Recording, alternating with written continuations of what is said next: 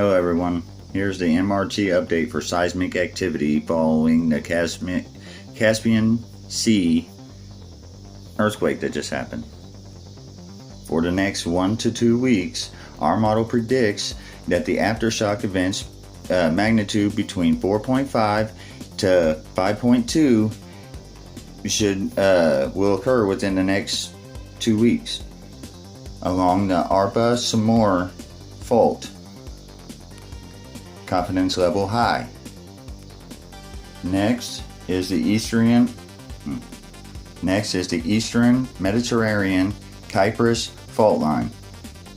MRT shows energy accumulation along the Cyprus arc, signaling possible 4.5 to 5.0 magnitude events within the next 5 to 10 days. Confidence level high. Next is Indonesia. Sunda Arc and Java Trench rising magnetic resonance suggest 5.0 to 5.5 magnitude events could occur west of Java in the upcoming week. Confidence level medium. Southern California, San Andreas, and Eastern California shear zone. MRT flags potential elevated stress along Pacific shear zones with potential 4.0 to 4.7 seismic activity events over the next 7 days.